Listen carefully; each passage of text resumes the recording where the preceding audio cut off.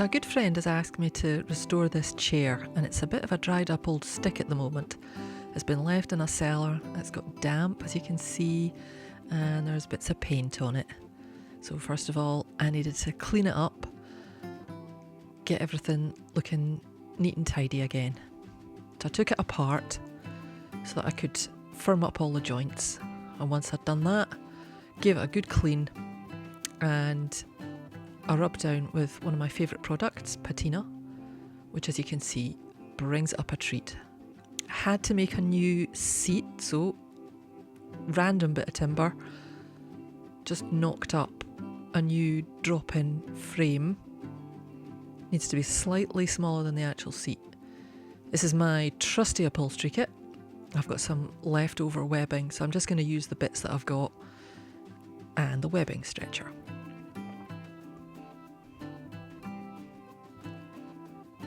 Going to hold this in with upholstery nails. Trying not to hit my fingers, of course.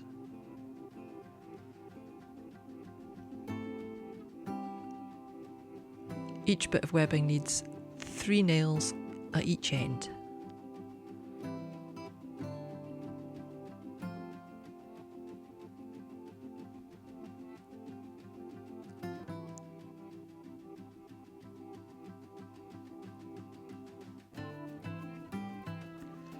And then comes out the webbing stretcher. So I actually put this in the wrong way around. This is the way around it goes, so that you can catch the webbing in that little groove so that it doesn't slip. And then stretch and knock in some nails. And then you fold a bit back over. And then it's tight as a drum.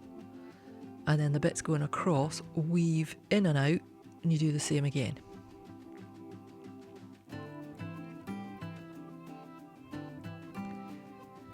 Now, on the really short bits that wouldn't go in the webbing stretcher, I'm just using pliers. And if you twist it, you do get it tight enough. I'm sure a professional wouldn't do it this way, but stuff it, that'll do.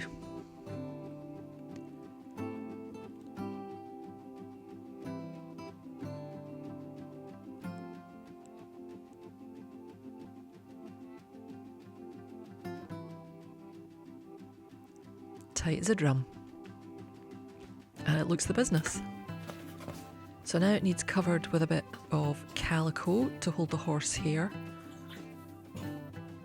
This doesn't need to be particularly tidy, it's all going to be covered up.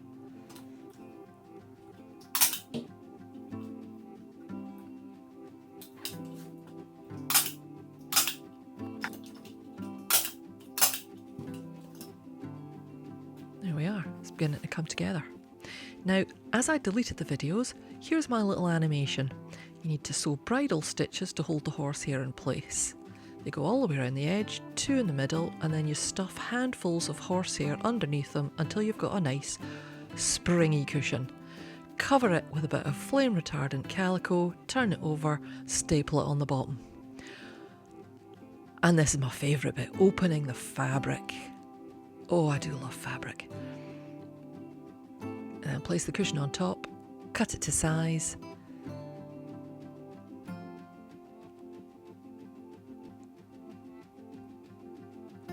And flip over the cushion and start stapling it in place.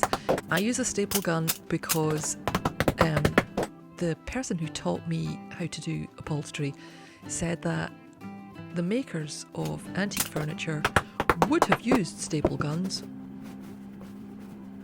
if they'd been invented back then, because they're less harmful to wooden furniture. However, I believe the jury's out on that.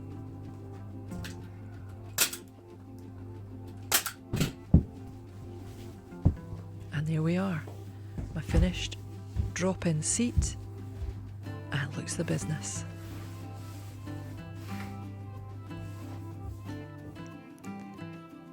It looked fairly tired, and now it looks like it'll last another 100 years.